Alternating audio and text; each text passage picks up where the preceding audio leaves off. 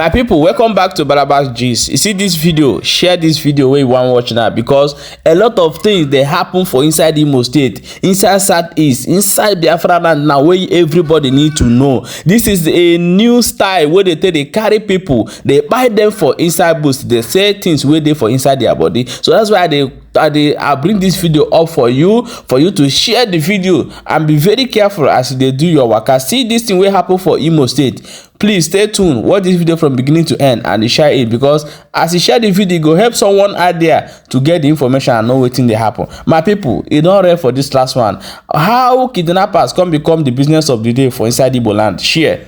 Adamabiko ụmụnne yesterday ekwugere m okwu ndị Fulani herdsmen n'ihe ha na-eme na avụ Oforola, Obosima, Obinze, Ihe Agwa, Nekede, Obonade Amako Hubi, Obonade Retenorogwe.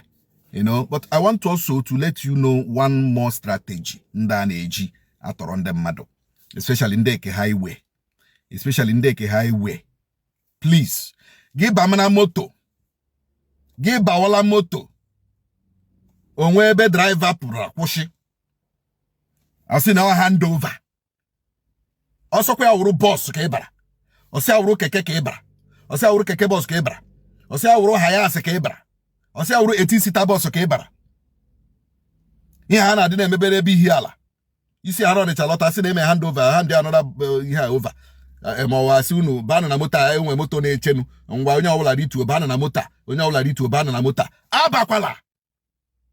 If you are coming from Onitsha to Owerri, ebe aka ọ na-adị worse. If you are coming from Onitsha to Owerri, ha akwụsị gị n'ihi ala ma ọ kwụsị gị na mgbidi.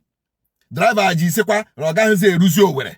Driver ji isekwa ka ha ndị aga over.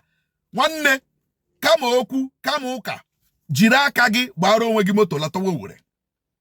Kama okwu, kama ụka, jiri aka gị gbara onwe gị moto lọtawa Owerri. Achọrọ m inye gị this tip now. Achọrọ m inye gị this tip now. Asị na ejikwa pụta somewhere, pụta na one junction like that. Driver load unu na park. Awụzi ike bụ unu aga ebe unu na-aga. Probably unu na-aga Aba, ma unu na-aga Port Harcourt, ma unu na-aga Onitsha. Eloducha na moto park. One driver anyara unu vo ruo na one junction like that. Or rituzie another driver aba ka ọ nyara uzu unu Onitsha, ma ọ nyara unu Aba, ma ọ nyara unu Port Harcourt. Tiwekwe mkpu. Ekwekwala. Ihe ọkwa strategy. Ihe ọkwa another strategy. Evil strategy. Nda use ge now. They will drive you inside the bush. Onye ka ha ga hand over might not be a real good person that will take you to your destination. Onye will take you inside the bush. Eba se ka ga no. Let me just play this voice. Because him nye this tip now, okay, they are aware. So that ki me gene, ke they are aware. Kapi wechi, gesi, you are not aware. Please be aware now. It is my duty. It is my duty to make sure that you are aware of the tactics of these criminals. Ke they are aware their tactics. Hand over. Ekwakwala. Ejikwe load unu na park. Apụtazi na junction, driver rituo, onye ọzọ aba, ka eburuzi unu gawa Enugu, buru unu gawa Onitsha, buru unu gawa Aba, buru unu gawa Port Harcourt. Ekwekwala. Now, there was this case, yesterday I said I will play a voice note. Keno ihe one man, a pastor atorola, guru, ebe atorola haje, along this Owerri Onitsha road. Owerri Onitsha road, very bad road. Very bad road. Manaka, can you play on this voice note so that you will also be aware of what we are saying? But the voice note about what the pastor said. The pastor said, had the 10. 4 people named her mother, they are not going to, and they shot them instantly. Now the 4 group.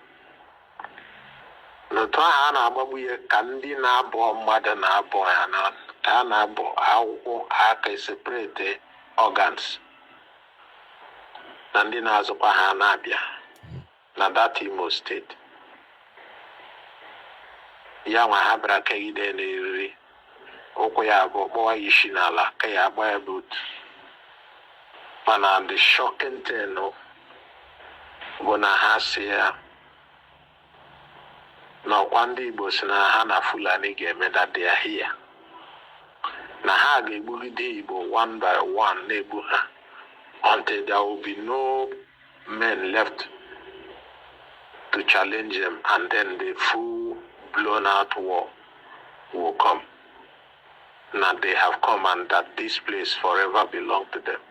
Here we had what a pastor. Then pastor Abraham also there is a camp, existing camp. Here already had less than 300 men. Not less than 300 men. Ha na-apụ na-abata ndị na-aga azụ ihe oriri ihe osisi ma ndị na-abụ kashi mmadụ n'otu a ka anọdụ ya n'ime ọhịa. This will be between I don't know, so between that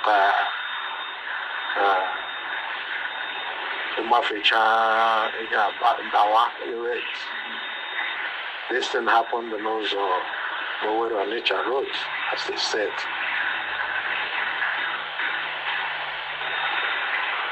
I said 300, not less than 300 men.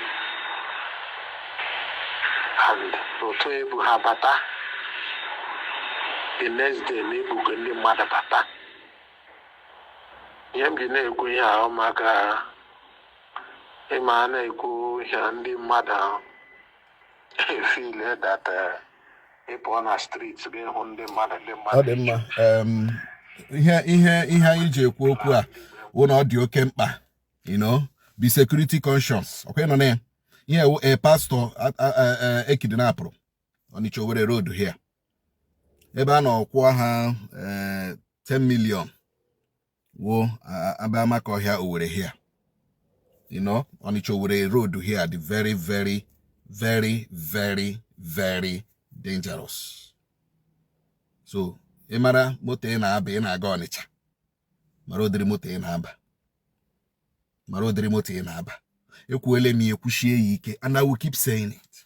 And let me tell our people, if you don't protect your land, strangers will occupy. And the strangers will not just occupy, they will occupy it after they must have buy all of you. Okay, no ihe okuru. Na ha si ọkwa ndị Igbo si na ọha na ha na ha abịago, that this place belongs to them. Agwọ nọkwa n'akịrịka. Agwọ nọkwa n'akịrịka. Onye nwere ntị ya nụrụ. If you na like, make una allow them. Ha na-abata, jiri ha mewe gate man. No, kpọwa ha bịa rụwara gị ụlọ, ha bịa mebere gị kimbom. Mba, ha bịa tiwere gị zinc. Kpọwa ha, no, kpọwa ha, employ them as your gate men.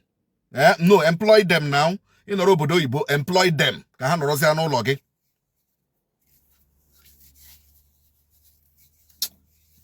Anyway, ogo for them na-ekwu like this. Ana m ekwu okwu amụma. Na-ekwu ana m ekwu because ahụla m ihe gaji imenu. Mana ana m ekwu so that you and I can take precaution. Onye nwere ntị ya nụrụ. Don't forget to see there for Balaba Gist, my people. I beg me share this video because this video they very, very important. So you go share them so that other people will know how it they happen and waiting they go on for inside the State, and they go know how it will they do your work. Let me tell you, this is not they happen for only Imo State, for all the whole Nigeria, everywhere in Biafra land. It they happen for all the whole Africa and waiting they go on now. But let me tell you, it they work for Southeast, Anambra, Imo, Abia, Enugu. So anywhere where you find yourself, be very, very careful and know how you tell they do your work. Now what you want to tell you.